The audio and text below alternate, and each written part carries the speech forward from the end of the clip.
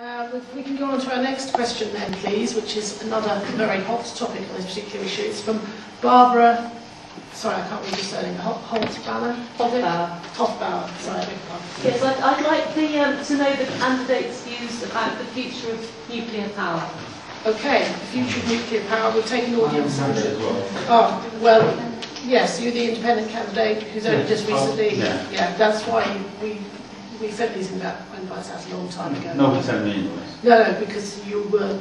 Yeah, you seem to be ignoring me throughout the whole election. No, not at all. Can I have a say? You're very welcome to. Can I say what I wanted to think last time? No, we'll invite you to come in with the audience, okay?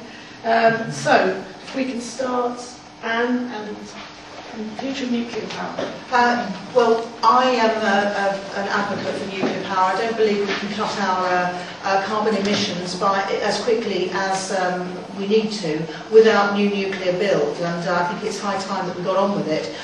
It's really a very different nuclear power industry to the 1950s and even the 1980s.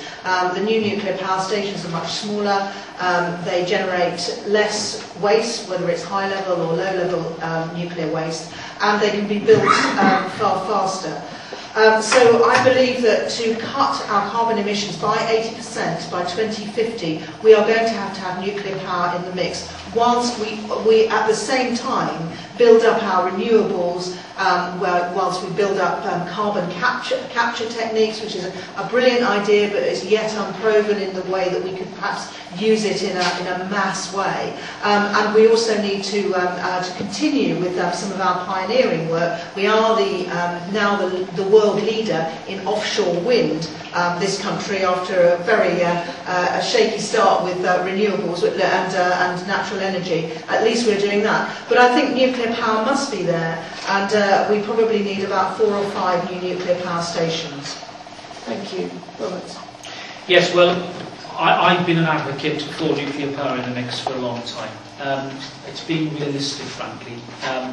I take the view that where we left nuclear power was that nobody seemed to want to talk about it 10 years ago. Everybody knew that the Madlock stations, the old generation, were coming to an end, and it seemed that the political parties 10 years ago really thought that it could be forgotten about and shelved. That was a mistake. I think they should have been more realistic and understood that we were going to come to a time in the middle of this decade where the base load for electricity in this country was going to reach a critical point, and therefore more action should have been taken earlier about nuclear power. I think that Anne is right about nuclear power. I think it has changed dramatically from the image of the Madlock stations and that generation that we knew about from the 50s and 60s. It is more efficient. But it is not the be-all and end-all, nor should it be. Any energy policy should be based upon a healthy mix, and that obviously includes renewables. And one of the main concerns that I have for the next 10 or 20 years is energy security, and I think relying upon those long lines of oil supply from the transporters and Russia, it is a very foolhardy policy indeed.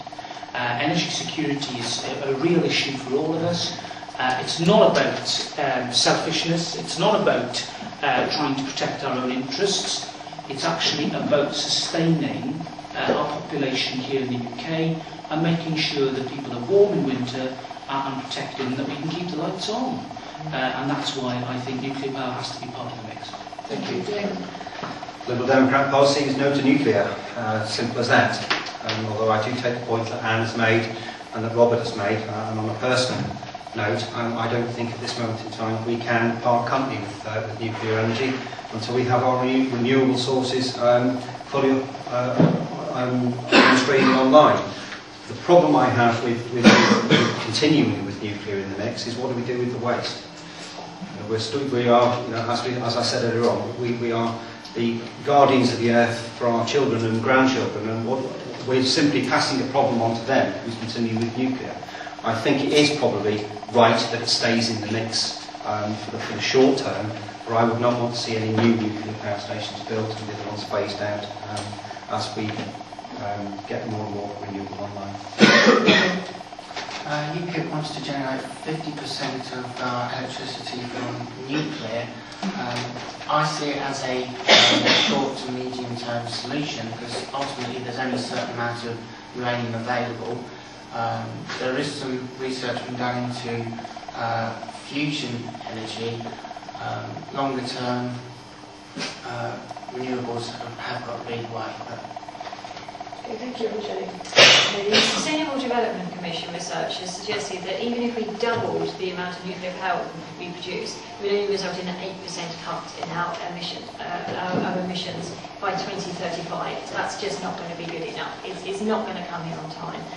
Now, the National Grid has actually been on record suggesting that we could, through energy efficiency measures, reduce our consumption by 40%.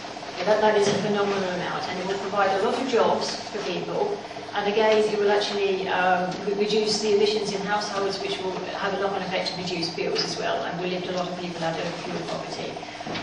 Nuclear power is a centralised system when we need to be concentrated on localisation. We waste a phenomenal amount of energy in this country just moving energy around. We need to have local sources. And we also have to be aware that climate change is a global problem. And it's all very well for us to say, well, we're going to fix it by having 50% of our power come from nuclear power, and then refuse other countries the right to be able to use nuclear power. We need to be able to create the fixings ourselves that we're willing to let other people use. You know, we've had our developed nation, and other countries have the right to do that.